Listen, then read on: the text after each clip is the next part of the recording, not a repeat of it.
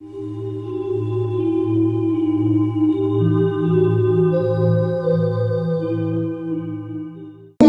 Warning! Warning! Warning!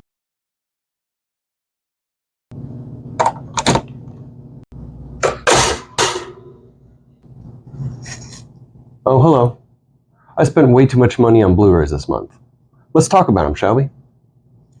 Excuse me one moment.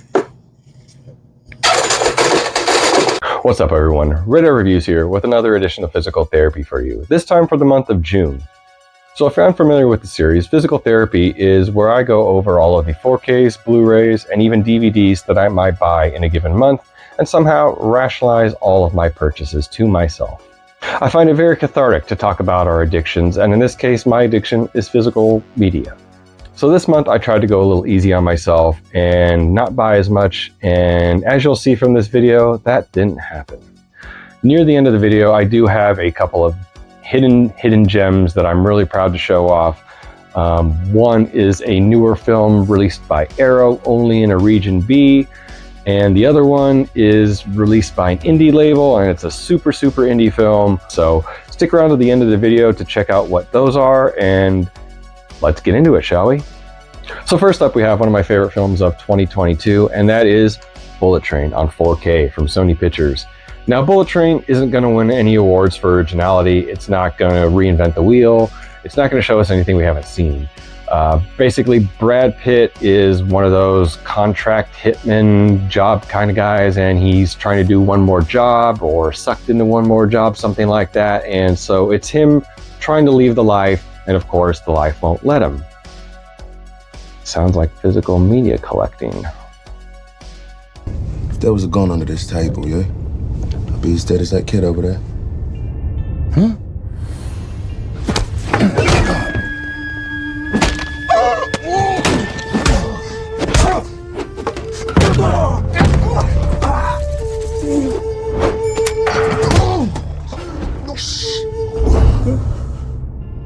Bullet Train was a hell of a fun time.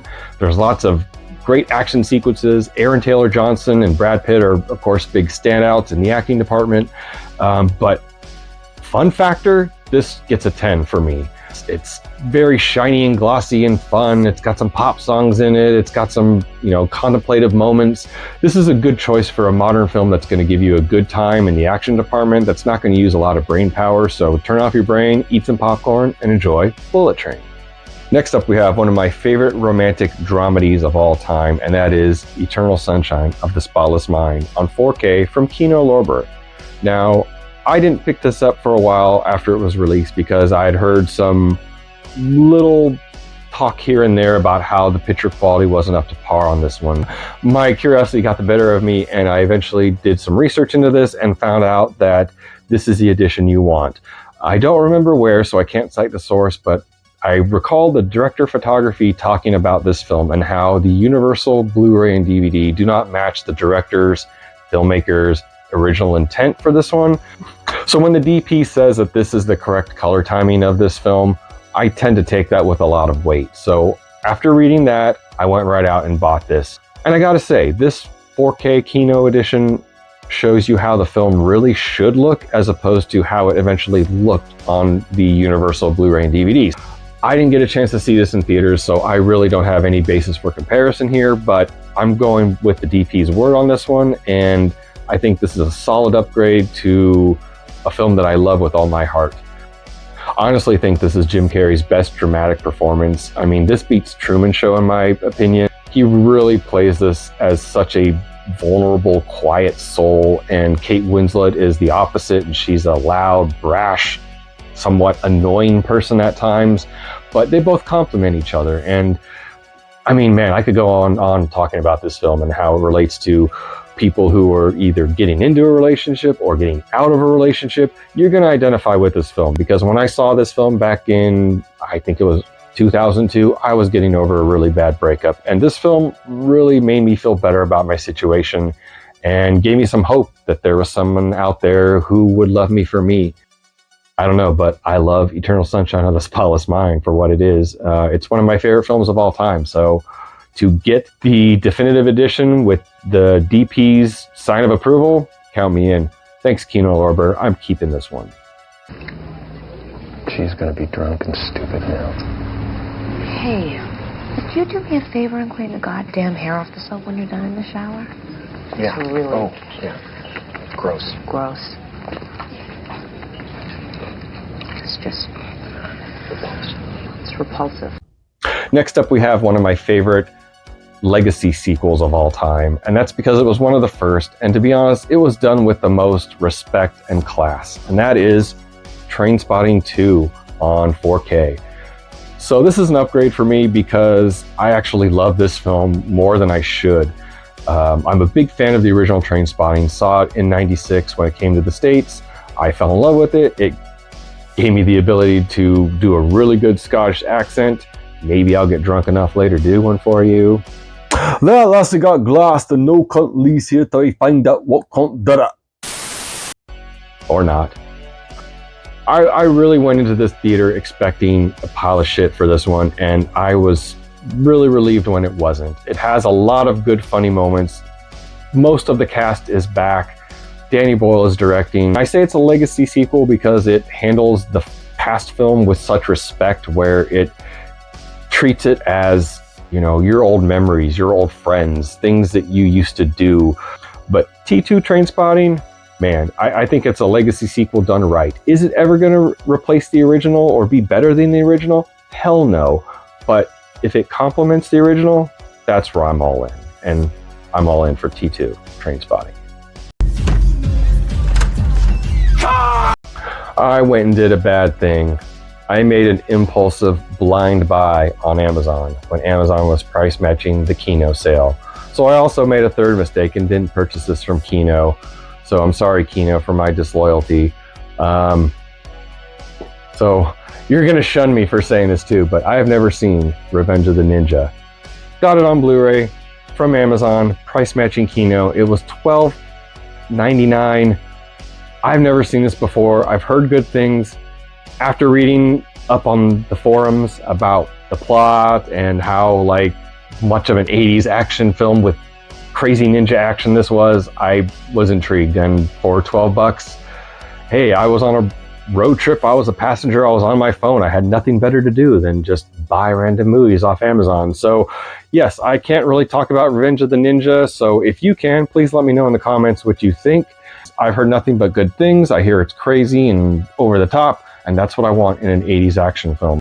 Next up, we have one of my favorite Christopher Guest films on Blu-ray, and that is A Mighty Wind. So A Mighty Wind is about a folk record producer who dies, and all of his former folk acts come together from across the country to play one last memorial concert for him. In the vein of Waiting for Guffman and Best in Show, which is one of my personal favorites, A Mighty Wind has a lot of subtle, dry humor. It also has a lot of very overt humor. The acoustics are just perfect. Well, there's a puppy in the parlor and You went to the record store, you knew that the new Folksman album would be one word title: hitchin', wishin', ramblin', singing, but they had no hole in the center of the records, and if you punched a hole in them, you'd have a good time. Eugene Levy and Catherine O'Hara of SCTV and Schitt's Creek and things like Beetlejuice and American Pie, they play a married couple who are a folk act, and they're kind of the centerpiece for this whole film. And in my opinion, they actually earn half of the laughs from this film alone. So it's been a while since I've seen this. I've been wanting it to drop in price, and luckily I was able to find it for $10, very cheap, used at Rasputin Music. And so without hesitation, I picked this up because it was $10, and I've been waiting for it to drop out of that $20 price point for quite a while. So if you're in for a little dry humor and some great performances from an ensemble cast, check out A Mighty Wind. It's worth it. Hey, what happened? Next up, we have an all-out monsters brawl in the classic 60s Godzilla film, Destroy All Monsters.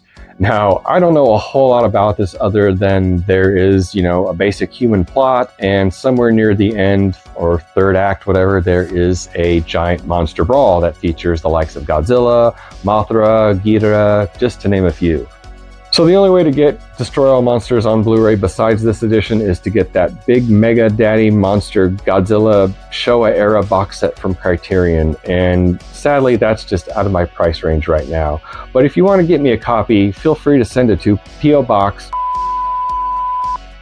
So Destroy All Monsters is basically your standard Godzilla film with human plot elements and a big monster fight at the end. At least that's what I've heard. I've yet to see it. I've been really wanting to check this out. But if you know about this, tell me in the comments what's your favorite part. Don't tell me who wins, no spoilers. But let me know what you think of this film, because it's just another one I've yet to see, and I'm really curious to see what I think and to see what everyone else thinks, because the general consensus is this is a good Godzilla movie. Arnold Schwarzenegger. And when I say that name, you should think to yourself, Commando, Terminator, True Lies, hell, even Twins. But what you're really missing out is one of Arnold Schwarzenegger's best comedic performances to date in this next film. Kindergarten Cop on 4K from Kino Lorber. Who is your daddy and what does he do? Now, I used to watch this a lot as a teenager, I guess if you want to call it. In my early teens, I saw this on TV a lot back in the day, and when I saw the Blu-ray on sale many years ago for, I think it was $7, I did not hesitate to pick it up. I had to have it in my collection. After seeing that Universal Blu-ray for all these years, God, it looked like garbage. And then I heard Kino Lorber was going to put it out on 4K. Okay, I had to bite. This is one of my favorite Arnold Schwarzenegger films of all time. It's his best comedic performance in my opinion. It's one of Ivan Reitman's best films in my opinion. It's got a lot of heart and got a lot of really quotable lines. I have a headache. It might be a tumor. It's not a tumor. It's not a tumor.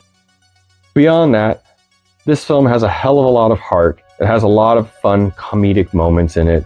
It also has a little bit of action, so it's got a little bit of everything for everybody. It's one of my favorite films of the 90s. It's one of my favorite Schwarzenegger films. It's one of my favorite comedies. I'm really glad that Kino Lorber took up the challenge to put this out on 4K, because I haven't checked it out yet, but from what I heard, it sounds and looks amazing. So without even seeing it, I'm going to give Kindergarten Cop on 4K from Kino my recommendation. So in 2020, an indie film was released to very little fanfare because it was 2020, and let's face it, we all know what happened that year. Oh, man. Oh, God. Oh, man.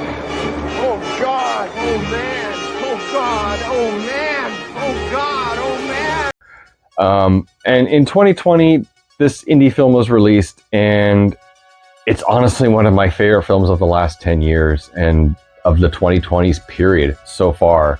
And that is Dinner in America. So Dinner in America is directed by Adam Remeyer. Adam Remeyer. Red Letter Media covered it on one of their videos, and they did a review on it, so it piqued my interest a little bit. Then they reviewed Adam's next film of 2024 called Snack Shack, which I highly recommend and is one of my favorite films of 2024 as it is. And so after that second recommendation, I decided to give Dinner in America a look-see and see what exactly all the fuss was about. And damn, the fuss was right. Can I go see a rock show with Shishi and Karen on Friday? Rock concerts are bad news. Come on, I never get to do anything fun. You really need to take it down a notch. The Heat got a real hard on for you, man. They upped the reward. They said you assaulted some lady. Tried to burn her house down. Get out!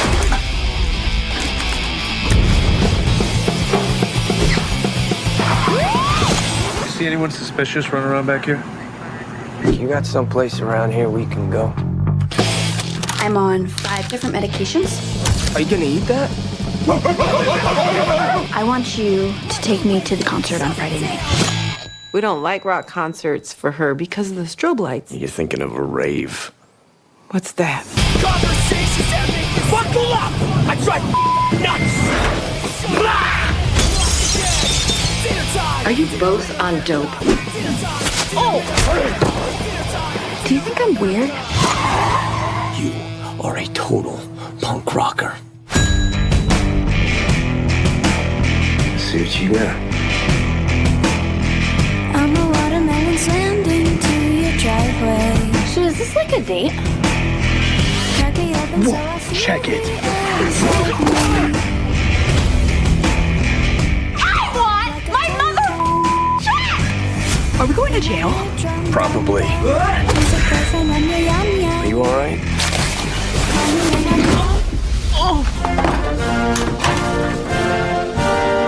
So Kyle Gallner, who you've probably seen in a million VOD titles on streaming since, plays a guy named Simon. He is forced to find ways to earn money, like by selling plasma and doing government experiments and so forth. After one of these paid opportunities he gets, he ends up coming across the shy, meek Patty, played by Emily Skeggs, in a breakthrough performance. This film reminds me a lot of another one of my favorite indie films from the 90s called Buffalo 66 by Vincent Gallo. If you haven't seen that one, highly recommend to check that one out. But it's the tone of this film is all over the place. It's comedic, it's dramatic, it's sweet, it's all over the place, and that's its charm. It's rough around the edges, that's its charm. The actors are playing these characters who are a little weird, you're not really sure where they're coming from. That's the charm. So Dinner in America comes from Arrow as a Region B release, meaning you can only get it in the UK or import it from the UK. However, on the back it shows that it's a Region B Blu-ray. That is wrong. It also plays on Region A. So feel free to pick this up if you only have a Region A player. This cover is not the correct cover. I flip it around to the theatrical cover, but if you're searching for this is the cover you're going to want to look for. Again, this comes from Arrow from the UK, Region B, but it will also play in Region A. Trust me, this is one of the best films I've seen in the last 10 years. I really am kind of pissed that I hadn't seen it sooner. Snack Shack by Adam Reimer is also, as I said before, one of my favorite films of 2024. And it's a real shame that that didn't get a physical release, because that's definitely something I would cover on a future episode of Physical Therapy, because it's something I really want to own. It's not even on DVD, which is very perplexing, because at least indie films get a physical release on DVD here and there. So far, this is only available on digital. I cannot gush enough about this film. Thank you, Red Letter Media, for exposing me to this film, because it was truly a joy and just put a big stupid smile on my face, and that's what loving movies is all about. My highest recommendation of this entire video. Yeah. Hey Simon, thanks for the best day ever. Sucking my bread ass. What happens when a dramatic actor decides to play against type and play a serial killer? You get Mr. Brooks on Blu-ray, starring Kevin Costner. Now, Mr. Brooks is your standard run-of-the-mill, paint-by-numbers thriller about a serial killer who stalks and kills his victims, hiding it from the police, etc., etc. But the thing about this film that sets it apart from everything else is that Kevin Costner really knocks it out of the park. His performance is very reminiscent of other actors who've taken psychopathic roles, like Robin Williams, who did 1 Hour Photo and Insomnia, things like that. So again, this film is very standard, run-of-the-mill. It's not going to break the mold in any way, but what you're here for is Costner's performance, and I will definitely say it is worth your time. This has recently gone out of print, and it's still available out there. You can still get it here and there for a decent price, but out of print, watch. It's something you should pick up if you really care about this film, because who knows when you may be able to get it again. But in all honesty, Mr. Brooks is a performance piece, and you're here to see Kevin Costner, so if you don't like Kevin Costner, don't check this out. If you're curious about what Kevin Costner does in psychopathic roles, it is definitely worth your time.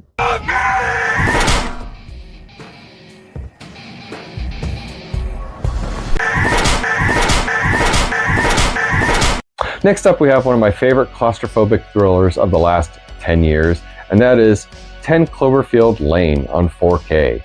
So this is an upgrade for me from Blu-ray to 4K, and why I upgraded it was because, well, the price was cheap. I got it from our good friends at Rasputin Music for only $9.95.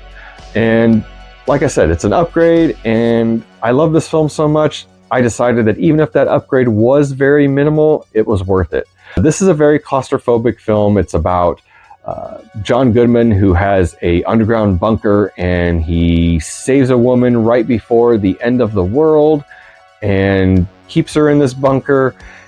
And then when she wakes up, she's really not too sure about who he is, where she's at, and if the end of the world really happened at all. And this film is just stark full of tension. It's full of just plot elements that'll keep you interested. John Goodman turns in one hell of a performance in this, and in fact, that he wasn't nominated for some sort of an award really baffles me, because this is...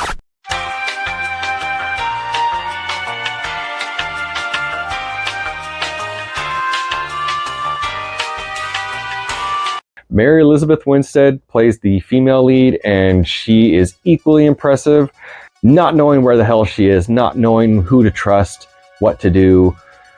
And she spends half the movie in a tank top, and I can't say anything bad about that. Stop him! So if you're a fan of the Cloverfield series, you probably already know that this is one of the stronger entries in that series. It doesn't have a whole lot to do with the regular Cloverfield film, and I love that film a lot as well, but for me, this is the real standout because it's very self-contained. It's a thriller that's basically set in a bunker, and even the little elements that may pop up at the end that try and connect it to the Cloverfield series, they don't really work for me. I try to think of them as happening in one universe, and they're kind of an isolated event. I don't really like to link it to the other films in the Cloverfield saga. That Cloverfield Paradox film, don't even waste your time with it. It's a piece of garbage. So let down by that one. But this is the one you should really check out if you're into Cloverfield, and if you're into sci-fi, if you're even into thrillers in general. This is totally worth your time. So check out 10 Cloverfield Lane if you're into claustrophobic thrillers, thrillers with great performances, thrillers with sci-fi elements, or just thrillers in general. Because honestly, this film takes the cake, and you don't get a better nail-biting experience than this. And I almost want to say this is better than Cloverfield. Yeah, I said it. Next up, I want to talk about an upgrade from DVD to Blu-ray that I'm not really sure about yet, only because, well, I'll just explain in a minute. The film I'm talking about is one of my favorites, and it's a hidden gem from the 90s from director Alexander Rockwell, and that is In the Soup, starring Steve Buscemi and Seymour Cassel, the late, great Seymour Cassel. So you probably never heard of this, but basically this is a black and white film from Alexander Rockwell, who directed the Witch segment of 4 Rooms. If you're familiar with that film, give this video a thumbs up, because not a lot of people have seen that film either. So Steve Buscemi plays Adolfo Rollo, who is an aspiring filmmaker who wrote a very hefty script that's very lofty and artsy and full of symbolism and meaning and all this stuff. And he has trouble financing his film, so he goes through some other channels to get financing. He goes and does a TV show that makes him very uncomfortable. He basically sells his soul for a couple of cents just for the chance to make his indie film. So Adolfo puts a classified ad in the New York paper searching for backers for his film, and the only one to respond is Joe, played by the late great Seymour Cassel. And Seymour Cassel, you might remember him from some smaller roles in things like Rushmore and the Royal Tenenbaums. He really grounds this film, because Adolfo is very passionate, he's very idealistic, and he's got his head in the clouds. And what I like about Joe is that Joe is a little bit of a gangster. He's a little bit of a loose cannon. You really don't know what he's going to do next. But he has this power to kind of ground Adolfo, and by the end of the film, basically teach him that Joe basically teaches Rodolfo that life isn't like film. Life isn't polished and neat and full of symbolism and hope and love and all these things. Life is messy. Life is unpredictable. Life sometimes has no meaning. There's no lesson to be learned. I mean, this film has a lot of beautiful moments in it that really make me just appreciate film as a medium.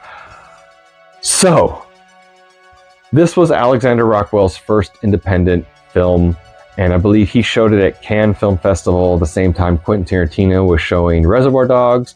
The two bonded and made a friendship. And of course, they eventually went on to work together on Four Rooms. And Four Rooms, like I said before, I love Four Rooms. And if you do too, props to you, because I think like 30 people in the world have seen that one. I think even fewer people have seen In the Soup. So if you're looking for something that really affirms your belief in independent film or mankind as a whole, check out In the Soup. There's a moment somewhere in the middle where it's snowing where you kind of just learn to turn your brain off, enjoy the film, and just let the art flow over you. And that's literally what In the Soup is all about, is letting the art flow over you. Okay, so now the ping pong ball is going back and forth, back and forth, back and forth. I'm thinking here maybe we should cut to a close-up of the ping pong ball, but I don't know, it might be subtle, more subtle if you stay in the wide shot. Joe, this is where it all comes together now, okay? All right. So, Alfred is keeping score, right? He turns to Nietzsche and he says, "It's your serve, Frederick." Nietzsche says, "Indeed, I serve mankind." Suddenly the ping pong ball explodes, all right? Dostoevsky says, "Nice shot." Adolfo, what page you on? 4. 4? Yeah. Okay, so now here's where the angel starts crying, but it's tears of blood. Adolfo? Huh? Shoot me. Because if you read one more line, I'm gonna shoot you. So Factory 25 put out this edition on Blu-ray, and I believe it's a limited edition release because it's kind of hard to find even on eBay. And I think it was released in conjunction with Vinegar Syndrome, because the only difference, I believe, with the Vinegar Syndrome edition of this is a slipcover, which contains artwork of the main characters that looks like this in that artistic black and white style. But this really looks good in the audio video department. It's very thin on extras. On the back, on the menu itself, it may say that you have things like a commentary. There is no commentary on this disc. The only thing on here is, I believe, a 30-minute Q&A with Alexander Rockwell that happened at some sort of retrospective screening for In the Soup. There's also his short film Little Feet in here, which is not on any other release, so I'm happy to have that. Like I said, there is no commentary on here like it says there is, but on the original Phantomad DVD seen here, there is commentary. There's lots of commentary on here. There's deleted scenes, there's outtakes. Even here at the bottom, you'll see there's how to do the cha-cha-cha, which is pretty entertaining, I must say. So it kind of sucks that none of the features from that showed up on this. But if you're looking for just a pristine copy of the film itself in 1080p, this is the way to go. Yes, it's hard to find, but again, this is well worth it. So In the Soup, early 90s independent film, shot in black and white, made on a very modest budget, but made with a lot of heart. If you can seek this one out and find it, I say it's definitely worth your time. If you're a fan of independent film, then you definitely need to see this. It's rough around the edges, but it will restore your faith in film. And as you probably already know, today is day 2 of the Barnes & Noble Criterion Collection Blu-ray sale going on online and at barnesandnoble.com. Amazon is, of course, price matching a lot of the titles so far, but give your money to Barnes & Noble. Come on, Amazon has enough money already.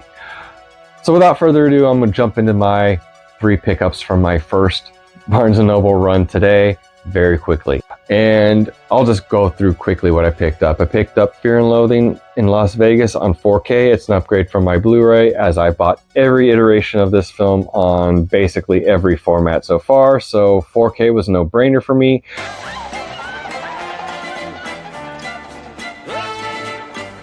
The previous 4K of this on Criterion, I gotta admit, looked washed out. So when I saw the caps for this, which also mirror the Arrow release that was released in the UK, This was a no-brainer for me for an upgrade, and hopefully this is the last time I have to buy this film, because at this point I'm getting sick of buying it. But I love this film, so what are you gonna do? Not buy it again? Yeah. But I'll definitely say Fear and Loathing Las Vegas on Criterion 4K is definitely worth the upgrade from your old Criterion Blu-ray. It's a huge leap. Next up, I picked up another upgrade from a Kino Lorber Blu-ray that I had, and that is David Lynch's Lost Highway on Criterion 4K.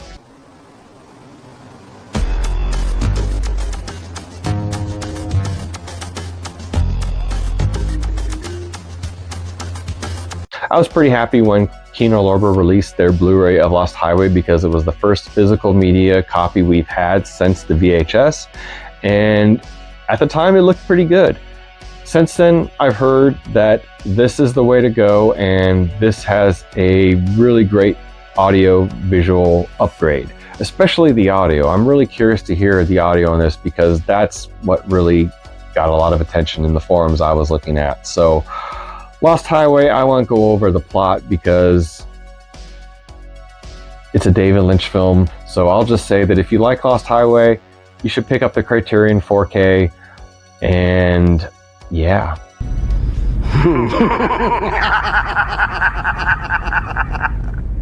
Give me back my phone. Next up, and believe me, we're almost done, we have one of my favorite films by David Lynch, and that's Blue Velvet on 4K from Criterion. So I won't go into the plot of Blue Velvet. It's old enough. You should know what this movie's about. Kyle MacLachlan, Laura Dern, Dennis Hopper. Oh my God, Dennis Hopper in this film. Everybody in this film turns in great performances. The film itself is epic, classic 80s, classic Lynch.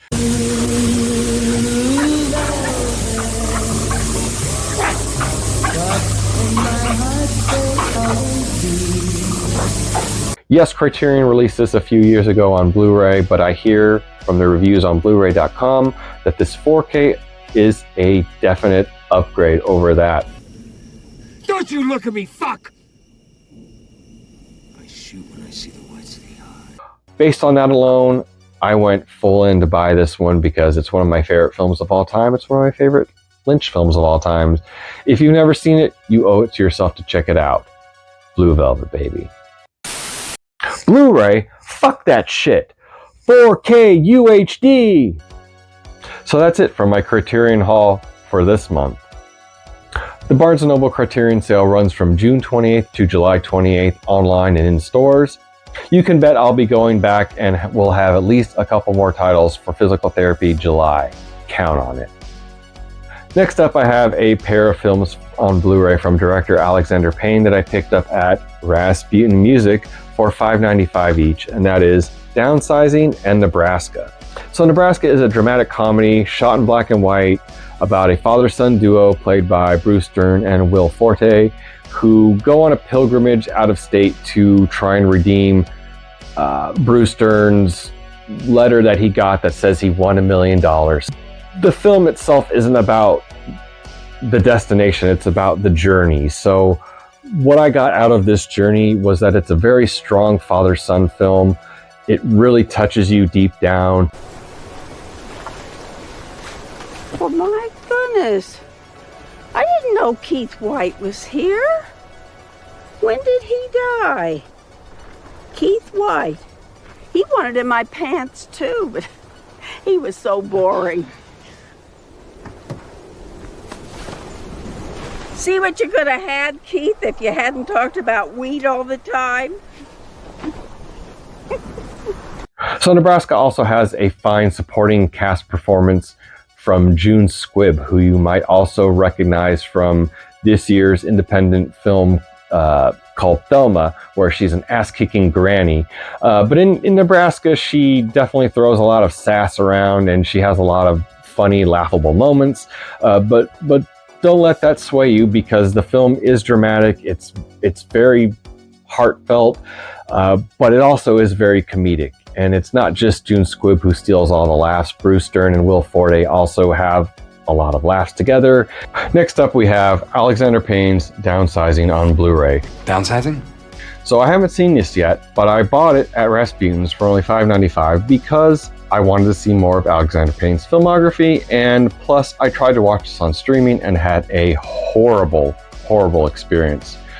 I won't say what streamer it was, but basically when I tried to watch it, there were so many ads that it just ruined the flow of the film. If I went back to try and hear something that I missed, maybe a line that I didn't hear, it would play the ads from the beginning all over again. All the more reason to buy physical media. So it was such a horrible experience that I basically decided to go out and buy the Blu-ray just so I could watch the movie. So that should tell you something. That should tell you that physical media matters. Streaming, while it's a great alternative, it really doesn't get the job done, because this was a 2-hour and 15-minute film, and watching it at 8 o'clock when you're on your 5th or 6th ad break and you realize you're only 20 or 30 minutes into the movie, man, that's a downer. So yeah, I'm sorry I'm not talking about Downsizing and how good or bad of a film it is, because I don't know. My experience was the streaming service, and that was bad enough experience to force me to go out and buy the physical media. We are going to close out with a 4K upgrade from a Blu-ray that was released by Criterion, and that is Brian De Palma's Dressed to Kill on 4K from Kino Lorber.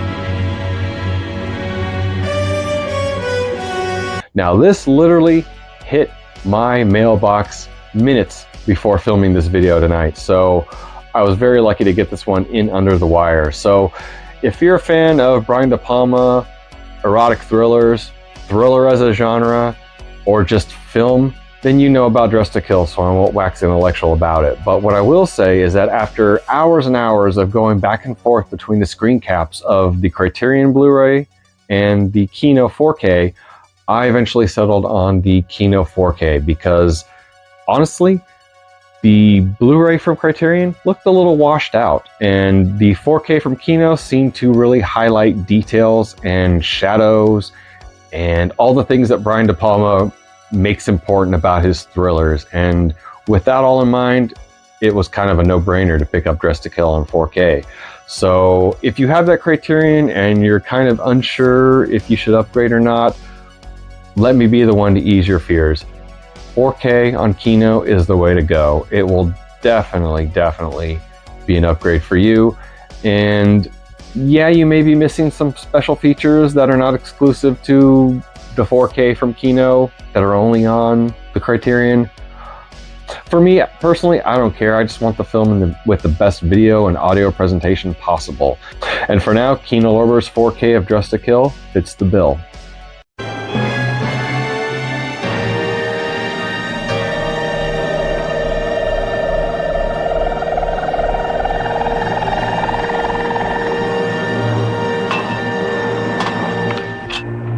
Well, I am so glad to be done with that. I thought this was going to be a slower month, and turns out I was wrong. So again, the Criterion sale at barnesandnoble.com and at Barnes & Noble stores runs from June 28th to July 28th, and I'm not done yet. Don't forget to like this video, subscribe to the channel, and comment below. Have you seen Dinner in America? What did you think of it? Did you see Snack Shack? What do you think of the Dressed to Kill 4K from Kino? Tell me in the comments below. Don't forget, keep it locked here for all physical media stuff, and keep those eyes red, baby. See you later.